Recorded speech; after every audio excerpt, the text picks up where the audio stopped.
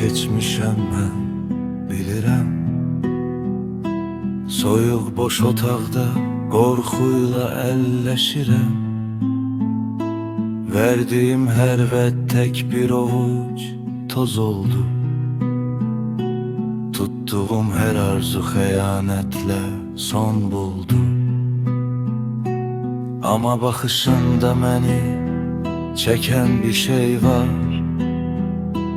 Daxili bir pıçıltı bəlkə qələbə yaxınlaşar. Yaralar dərindi bəlkə sağalar bugün. İnanım özümə hər şeyi unudum bugün. Gecə uzun olsa da səhər mütləq açılar. De mənə yenidən bizi nə ayaqda saxlar. Səhərin işığı ümid pıçıldayır yenə. Səsin zülmət gecəni yarır gəlir mənə.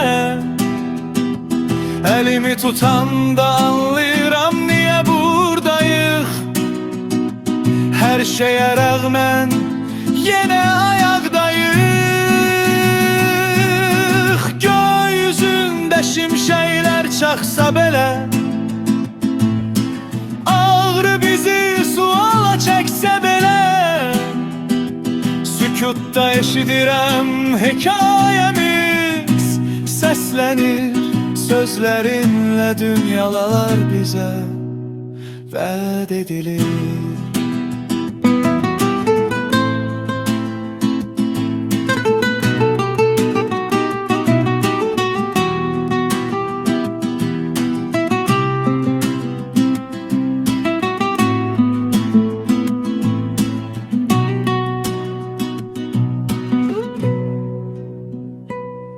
Fəsillər dəyişdi, neçə sevgi gəldi getdi. Çaylar daşdı, fırtına hər şeyi məhv etdi. Peşmanlıq daş kimi sinəmdə ağır yükdür. Sənə hər baxanda ruhum sakitlik büktü. Dünya dönür, bizi ayırmağa çalışır. Amma ürəyimiz hələ də vuruşur. Keçmiş yazılıb gələcək isə bizimdir. İnansaq bu ateş sönməyən sevgimizdir. Möhkəm tut əlimdən, köhnə yaralar sağalsın. Bu son deyil dostum, hekayemiz yeni başlasın.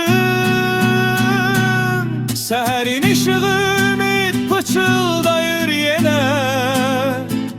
Səsin zülmət gecəni yarır gəlir mənə. Əlimi tutanda anlayıram niyə buradayıq. Hər şeyə rəğmən yenə ayaqdayıq. Gökyüzündə şimşəklər çaxsa belə, ağrı bizi suala çəksə belə, sükutda eşidirəm hekayəmiz. Səslənir sözlərinlə dünyalar bizə və